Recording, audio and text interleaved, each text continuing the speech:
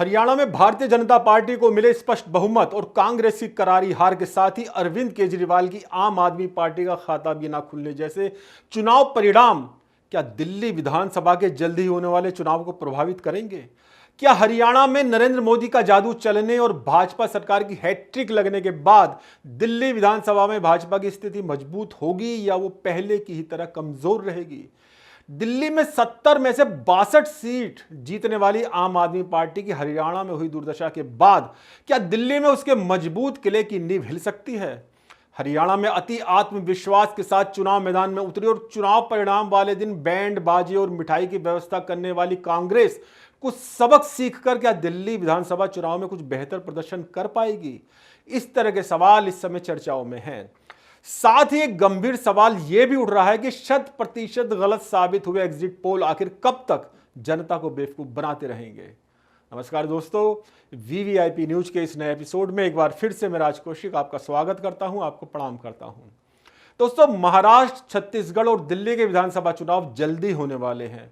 दिल्ली में अरविंद केजरीवाल सरकार का कार्यकाल फरवरी 2025 में समाप्त हो जाएगा। करीब 2 महीने पूर्व चुनाव आयोग ने दिल्ली के सरकारी विभागों को पत्र लिखकर जब कुल उपलब्ध स्टाफ की जानकारी मांगी थी तो इस तरह की चर्चा शुरू हो गई थी कि दिल्ली में तय समय यानी फरवरी 2025 से पहले चुनाव कराए जा सकते हैं। हरियाणा का चुनाव परिणाम आने के बाद ये अटकलें और भी तेज हो गई हैं। कहा जा रहा है कि अब दिल्ली में समय से पूर्व ही चुनाव कराए जाएंगे ताकि हरियाणा का लाभ भाजपा को मिल सके। राजधानी दिल्ली में समय से पूर्व चुनाव कराए जाने की चर्चाओं के बीच ही ये चर्चाएं भी तेजी से शुरू हो गई हैं कि आखिर दिल्ली विधानसभा के चुनाव का ऊंट किस करवट बैठेगा। आमतौर पर एक राज्य का चुनाव परिणाम पड़ोस के दूसरे राज्य के चुनाव परिणाम को बहुत ज्यादा प्रभावित नहीं करता, लेकिन हरियाणा का रिजल्ट कई मायनों में अलग और विशेष है। उसे देखते हुए राजनीति के जानकारों को लग रहा है कि अगर सही रणनीति पर काम करते हुए राजनीतिक पार्टी, खासतौर पर भाजपा, दिल्ली चुनाव में उतरती है तो दिल्ली का चुनाव परिणाम प्रभावित हो सकता है। दोस्तों, हरियाणा में कांग्रेस ने किसानों के उत्पीड़न, अग्निवीर योजना के नाम पर युवाओं के भविष्य के साथ खिलवाड़, हरियाणा में बेरोजगारी में वृद्धि जैसे मुद्दों को उठाया था, लेकिन चुनाव परिणाम ने बता दिया कि इनमें से कोई मुद्दा चल नहीं पाया। दिल्ली चुनाव को लेकर कांग्रेस को अपनी रणनीति पर अवश्य विचार करना होगा कि जो मुद्दे हरियाणा में जनता ने स्वीकार नहीं किए उन्हें कहां तक और किस हद तक बदले जाने की जरूरत है। हरियाणा में कांग्रेस के नेताओं और खासतौर पर राहुल गांधी ने सीधे सीधे नरेंद्र मोदी को निशाना बनाया। निशाना भी इस हद तक बनाया कि जब वो हरियाणा के युवाओं में नशे की लत बढ़ाने की बात करते थे तो इसके लिए भी अडानी के माध्यम से नरेंद्र मोदी को ही दोषी बताते थे। देखिए किस तरह की बातें की थी राहुल गांधी ने। और आज हरियाणा में ड्रग्स फैलते जा रहे हैं, बेरोजगारी, नशा, यह बीजेपी की देन। और जब हजारों किलो हेरोइन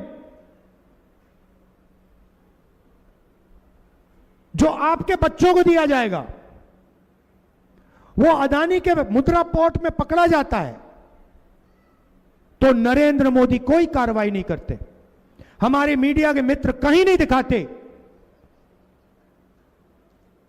अदानी हरियाणा के बच्चों का भविष्य नष्ट कर रहा है, इस प्रदेश का भविष्य नष्ट कर रहा है।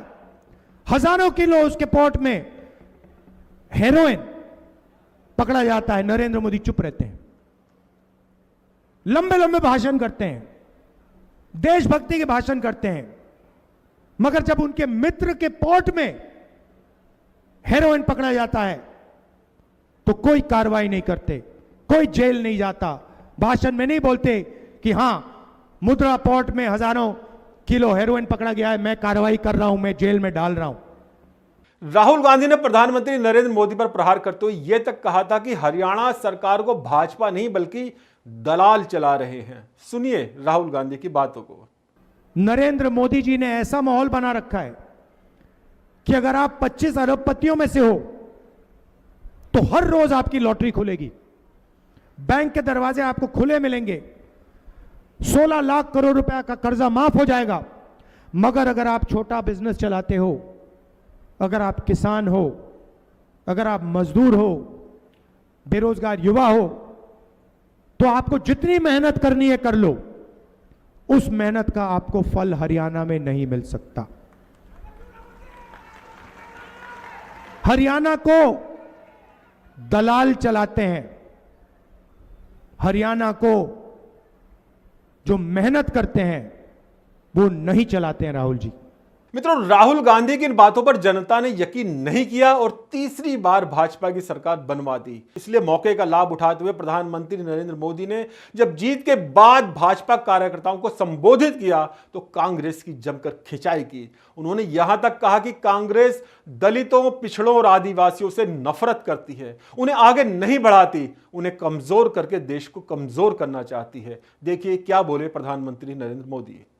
भारत के समाज को कमजोर करके भारत में अराजकता फैलाकर देश को कमजोर करना चाहती है।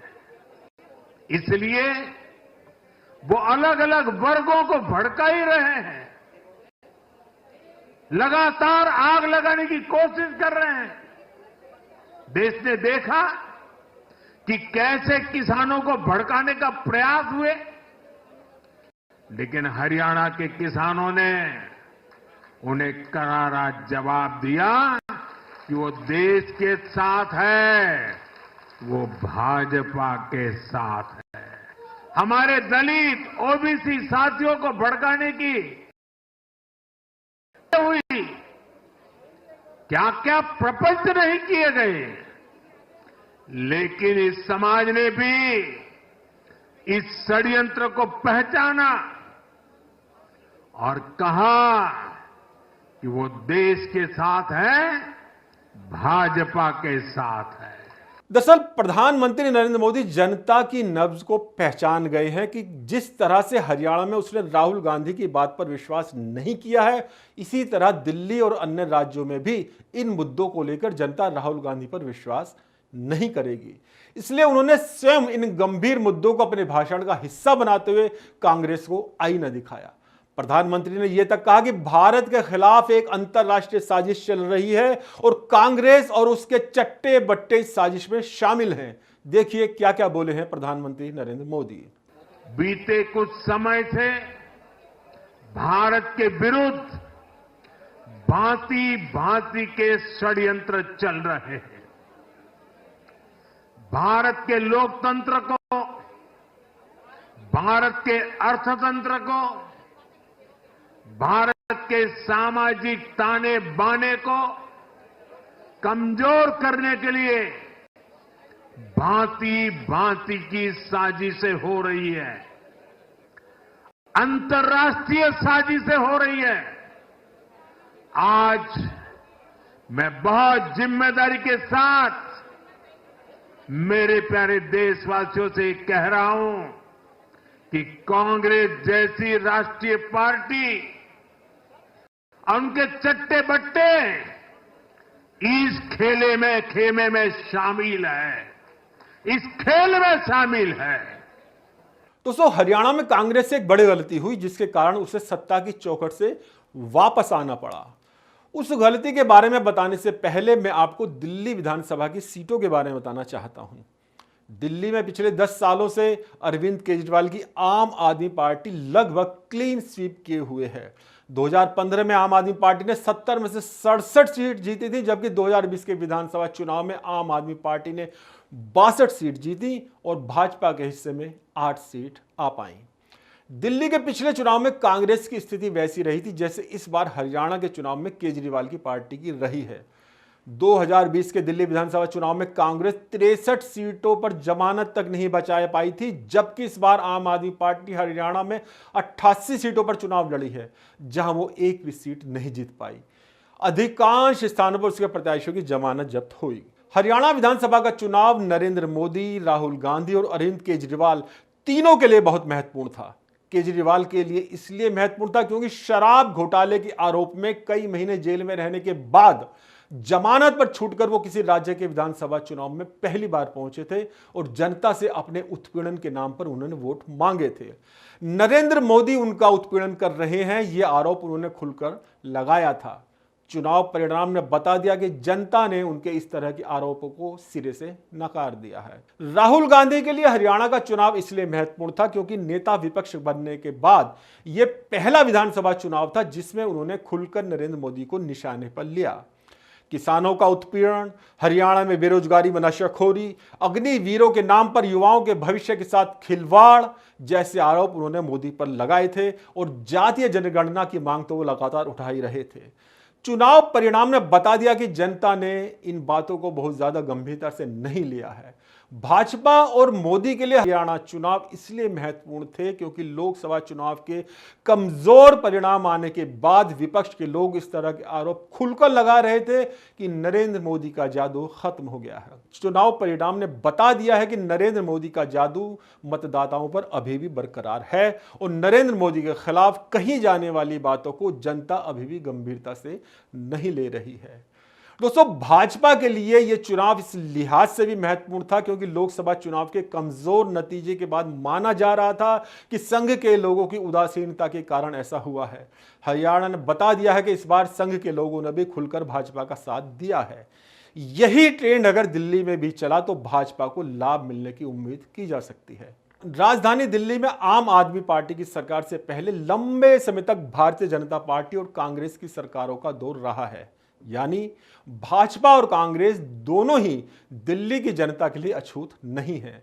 इसे अरविंद केजरीवाल का मैनेजमेंट कहें, मुफ्त में दी जा रही सुविधाओं का असर कहें, मुस्लिम मतदाताओं का केजरीवाल के साथ आ जाना कहें या कांग्रेस की कुछ कमजोरियां कहें कि वो कांग्रेस का सारा वोट बैंक केजरीवाल की पार्टी में शिफ्ट हो गया है और कांग्रेस एक तरह से दिल्ली में राजनीति के सीन से गायब हो गई है। हरियाणा में बेशक कांग्रेस सरकार नहीं बना पाई लेकिन उसका प्रदर्शन पहले से बेहतर रहा है, यह बात भी सही है और केजरीवाल का प्रदर्शन जरा भी उल्लेखनीय नहीं रहा। अगर यह ट्रेंड दिल्ली में भी थोड़ा बहुत चलता है और कांग्रेस को थोड़ी बहुत ऑक्सीजन मिल जाती है तो इसका सीधा नुकसान अरविंद केजरीवाल को होगा। दोस्तों, ये नुकसान किस कदर तक नतीजों को प्रभावित करता है इसकी एक झलक हरियाणा के चुनाव परिणाम को देखकर मिलती है। हालांकि हरियाणा में आम आदमी पार्टी का प्रदर्शन बेहद खराब रहा है लेकिन 5 सीट ऐसी रही हैं जिसमें उसके प्रत्याशियों को इतने वोट मिले हैं जितने वोटों से कांग्रेस बीजेपी से हारी है।